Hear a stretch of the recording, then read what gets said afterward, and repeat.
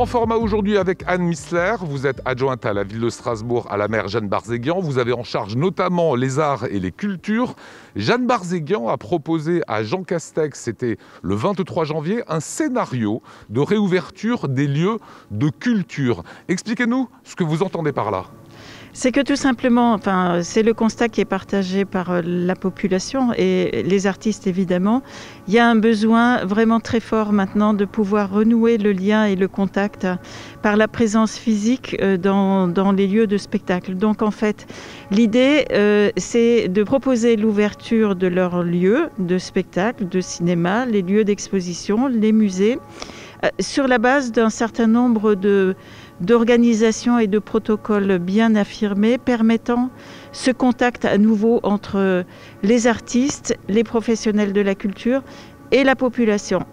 Ont été ciblés du coup des fragments de population, parce qu'on ne peut pas progressivement ouvrir à l'ensemble de la population, mais des publics dits entre guillemets ciblés. Ce sont les scolaires, ce sont les étudiants. Et des populations qui sont dans des situations de fragilité, qu'elles soient personnes âgées ou pas d'ailleurs, et qui du coup sont accompagnées dans les lieux de spectacle ou d'exposition en très petits groupes.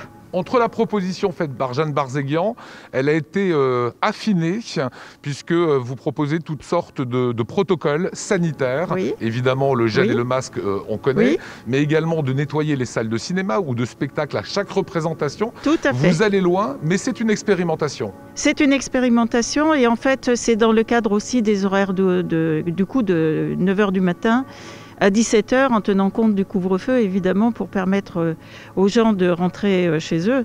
Et c'est vraiment l'application d'un protocole encore plus strict que ce qui était déjà pratiqué jusqu'à maintenant, avec des axes effectivement de circulation, l'aération une fois que le spectacle ou la proposition est terminée, de désinfection, y compris des poignées de porte, etc. Donc, pas de contact physique, on achète en ligne. Des jauges, extrêmement réduites, une séparation entre les spectateurs. Et donc, en fait, c'est montrer qu'on est en capacité de retisser ce lien avec la population et aussi pour les artistes de retrouver le sens dans ce qu'ils font. Voilà, et pour le public, c'est très attendu. Vous parlez de santé mentale et psychologique. Il faut rouvrir aussi pour que les gens aillent mieux. Absolument. Et par exemple, il y a eu une proposition de la choucrouterie à destination des populations âgées dialectophones, de leur faire des petites séquences en alsacien, parce que le rire contribue aussi au bien-être. C'est un exemple parmi ceux qui nous ont été donnés.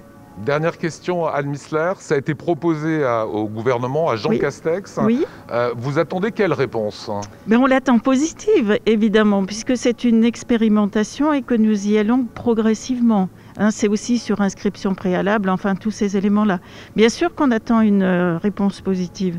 Maintenant, on va respecter évidemment la décision qui sera prise parce qu'on a bien conscience de l'importance de la santé pour tout le monde. J'entends bien, et ça concernera les théâtres, les cinémas ? Tous les lieux qui sont en capacité d'appliquer ce protocole extrêmement strict.